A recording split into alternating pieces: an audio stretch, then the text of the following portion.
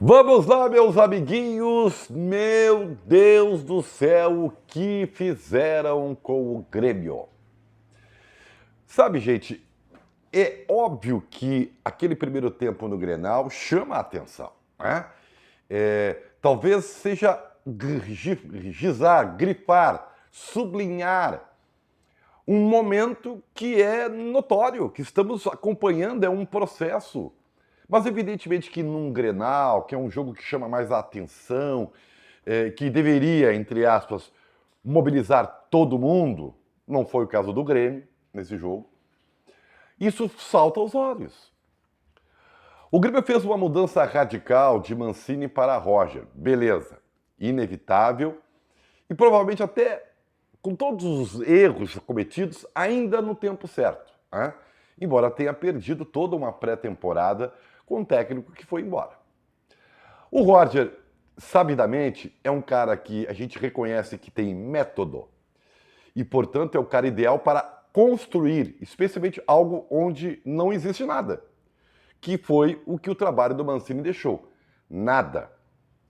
O Grêmio não tem padrão, o Grêmio não tem sistema, o Grêmio não tem individualidades que, por causa do coletivo, até os mais ou menos caíram de produção. O Grêmio virou um arremedo.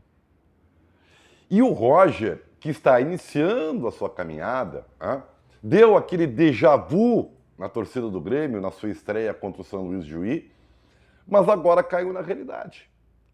E qual é a realidade? Que nem ele tem a varinha mágica para fazer esse time crescer de produção, pelo menos num curto prazo. Mas vamos lá. O Roger ontem também foi avalista do mau desempenho, porque a derrota faz parte, gente. Perder, ganhar, empatar, Grenal é do jogo. Mas do jeito que o Grêmio perdeu, ou poderia ter perdido, é aí que chama a atenção. E isso denota o quê? Uma sequência de algumas coisas que o Roger vem insistindo, eu não sei porquê ainda, que estão prejudicando o seu trabalho, que está iniciando. A insistência em dois volantes. Eu não entendi até agora por que no jogo de estreia ele descobre uma posição para o Vila Sante, que é primeiro volante, e depois ele não joga mais nessa posição. E foi um acaso, tá? Porque o Thiago Santos estava suspenso naquele jogo contra o São Luís, senão teria jogado ele. Essa insistência, eu não consigo entender se sabidamente não está dando certo. O Thiago Santos, que é um primeiro volante, mas é um jogador que não goza de valores cognitivos para cobertura, por exemplo. É um jogador que sai e deixa um buraco. E tudo bem, vá lá que ele não tem ajuda de outros jogadores, tá? Ele não é culpado sozinho. Né? Se vocês verem detalhadamente os gols que o Grêmio vem sofrendo nos últimos jogos, vocês veem que o sistema de marcação dos volantes está equivocado. Sempre sobra um espaço, um buraco na frente da área ou no flanco do campo. Mas vamos lá.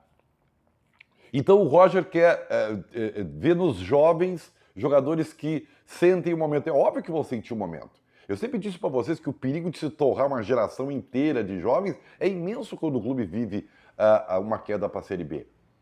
E não é todo jovem que tem que jogar, não é porque é jovem que tem que jogar. Vão jogar os bons. Assim como não é o cascudo que tem que ficar se ele não joga nada.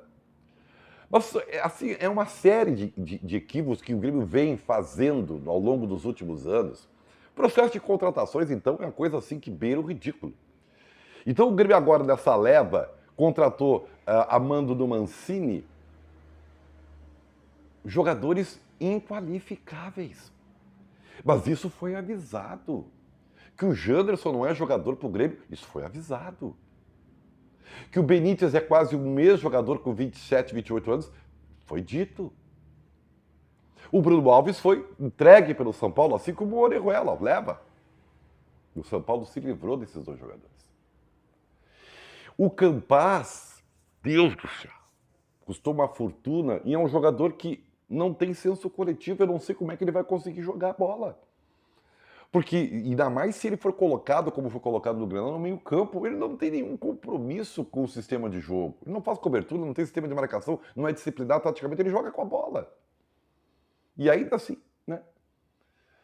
Então, o que eu acho, assim, é que o Roger definitivamente tem que começar a preparar o time para o dia 8 de abril, 8 ou 9 de abril, para a estreia contra a Ponte Preta na Série B. E para isso, ele tem que relevar, inclusive, a conquista do Campeonato Gaúcho. Ele tem que armar o time. E para armar o time, ele tem, na minha visão, primeiro, ele tem que dar lastro para o Gabriel Silva, que é dos jovens todos o que dá um pouco de esperança, porque tem senso coletivo, tem habilidade, mas tem que ganhar confiança, tem que ganhar sequência. Que o Rildo sentiu o Grenal, que é um jogador que talvez não vá crescer, tudo bem. Que o Elias afunda nos processos mais difíceis por causa, né, daqui, que tem ainda uma finalização ruim, tudo bem, mas é do Grêmio, dá para apostar. Mas ainda assim, o Roger tem que montar aquele time que ele acha tecnicamente ser o ideal para começar um trabalho. Esquece essa história de que a cada jogo tu tem que matar um leão por dia. Não vai dar certo. O Grêmio tem um mês para preparar seu time e para isso vai correr riscos. E como aconteceu no Grenal. Só que o Grenal, aí eu vou dizer, tá, ainda teve um pouco de questão, eu acho que isso foi mal trabalhado no vestiário do Grêmio. Eu recebi uma informação de bastidor que o Roger estava distensionando o Grenal, que ele não valia muito. E é verdade, em termos de tabela não valia muito. Mas ele tem contexto e a consequência está aí. Olha o que o torcedor do Grêmio está vendo. Então eu tenho muito medo desses dois reforços. E eu achei meio que jogar para a torcida, o que disse o vice de futebol, Denis Abrão, né? Vem aí, dois reforços. Meio que jogou assim no ar, né, para dar uma desculpa. Ah, vem aí. Porque o Grêmio contratando é um perigo. Quem é que vai contratar pelo Grêmio? Meu Deus do céu, falta conhecimento de futebol. Conhecimento de futebol. Então vai acabar ficando na mão do Roger, que incrivelmente diagnosticou que o Grêmio tem um bando de volantes, todos da primeira função. Como isso? É inacreditável. Então o Grêmio está depositando aí nos retornos de Ferreirinha e Diego Souza a salvação da pátria. E não é assim, não é assim. O Grêmio precisa construir um time seguro. E para isso ele tem que ter padrão. E para isso ele tem que trabalhar. Mas tem que trabalhar com os jogadores certos. Ah, o Vila Sante é o melhor primeiro volante? Põe ele lá. O Bitelo pode fazer a segunda enquanto não se vê isso? Deixa. O Gabriel merece? Então deixa, dá continuidade para o guri. Janderson, sai. Benítez, arruma, não deu certo. Campaz, vai jogar onde? Né? Não colabora com o time. E futebol é coletivo, tá? A não ser que tu seja um extra classe. E não é o caso. Então, a minha sugestão, no meio do caos, é que o Roger comece a ter menos medo de fazer as coisas e trabalhe mais com o seu conceito, que é o que alimenta a esperança da torcida. É o déjà vu de 2015, que é muito difícil, mas é os seus conceitos de futebol propositivo é que alimentam a esperança. O Roger não pode tirar isso da torcida, porque é só isso que a torcida tem hoje. E o futebol? Bom, a política de futebol do Grêmio dá uma esquecida, porque eles não conhecem nada da bola. Não conseguem diagnosticar ferramentas. Inclusive, o Grêmio está preocupado com a parte emocional. Beleza, eu acho isso uma ferramenta importante e tal. Mas ainda assim se ganha na bola. O Grêmio vive um caos. E é muito, muito temerário ver que o Grêmio está chegando para sua principal competição do ano, sem time, sem padrão e com alguns jogadores bons quebrados, porque num time ruim todos caem, e outros jogadores que estão se impondo para jogar só porque têm idade e não jogam nada. Então, é a minha sugestão. Eu não sei o que você pensa, é o que eu analiso, né?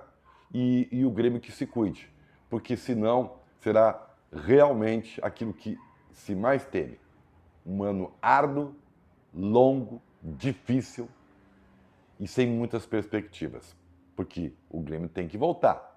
Porque senão, meus amigos, o que você acha, hein? Tamo junto.